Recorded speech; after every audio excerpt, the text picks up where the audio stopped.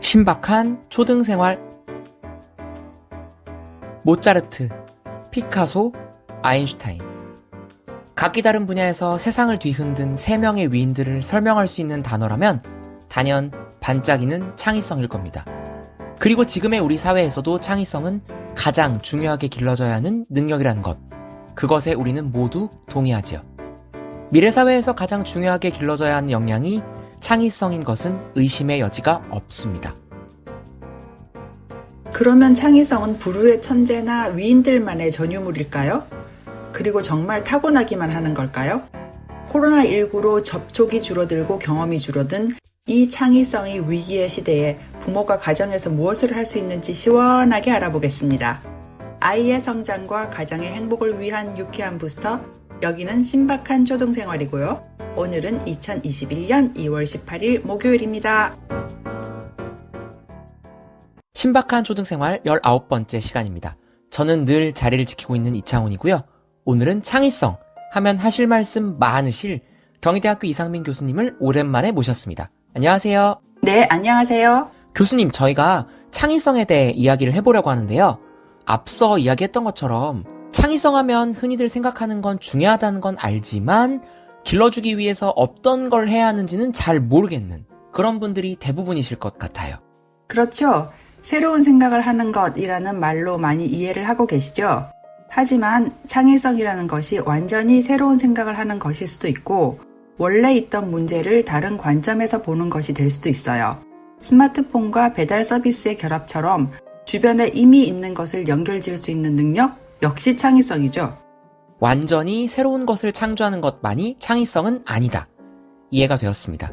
그렇다면 저 역시 품고 있는 의문이 있는데요. 창의성은 천재들의 전유물이다? 솔직히 그런 생각이 들기도 해요. 타고나는 거 아닌가요? 물론 타고나는 면도 없지 않아 있겠죠. 하지만 창의성은 길러지는 부분도 커요.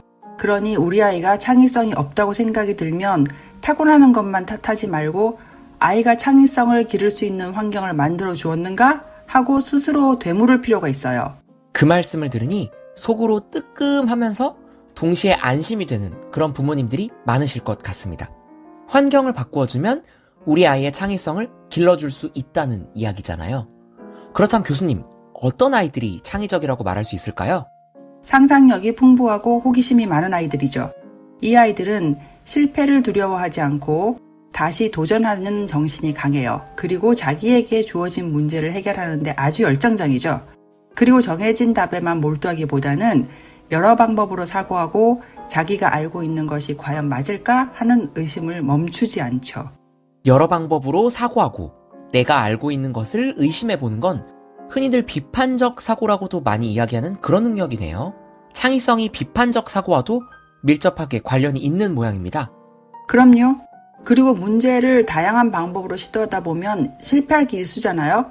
실패를 두려워하고 실패를 회피하기 위해 도전 자체를 꺼려하면 안 돼요. 부모가 미리 실패를 차단하고 안전한 길만을 인도하는 건 정답이 아니에요. 실패하면서 배우고 발전하는 기회를 가져야죠.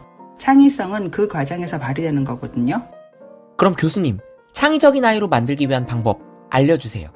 부모님들을 위한 행동 수칙 같은 거요. 우선 아이의 생각을 잘 들어주고 존중해 주어야 해요. 아이와의 관계를 위해서도 물론 중요하지만 아이를 존중해 주어야 호기심과 흥미대로 무언가를 시도할 수 있는 자신감이 생겨요. 그래야 다양한 사고를 하고 다양한 관점이 생기죠. 그래서 권위적인 부모보다는 민주적인 부모에게 자란 아이들이 더 창의적인 사람으로 클 확률이 높아요. 그리고 오감을 다양하게 활용할 수 있는 기회를 가져야 해요. 보고, 듣고, 읽고, 만지고, 만들고. 우리 아이가 하는 활동 중에 부족한 것이 있다면 좀 채워주세요. 꾸준한 독서 역시 중요하고요. 아이를 너무 간섭하기보다는 좀 자유를 주는 것이 창의성을 위해서는 필수겠군요. 그럼요. 그렇다고 이게 아이를 아예 무책임하게 풀어주는 거랑은 이야기가 달라요. 아이의 황당무계한 모든 결과를 다 칭찬하고 잘한다고 하실 필요도 없어요. 다만 그 과정을 칭찬해 주시고 스스로를 마음껏 표현할 수 있도록 하는 게 중요하다는 거죠.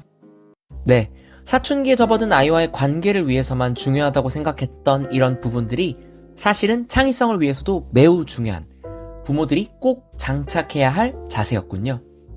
듣고 계신 부모님들께서 그럼 아이에게 어떤 말을 해줄까? 하고 궁금하실 것 같습니다. 그래서 다음 시간에는 부모가 아이의 창의성을 자극하기 위해 할 수 있는 질문법, 대화법으로 가려운 부분을 시원하게 긁어드리겠습니다. 아이의 성장과 가정의 행복을 위한 유쾌한 부스터, 신박한 초등생활이었습니다.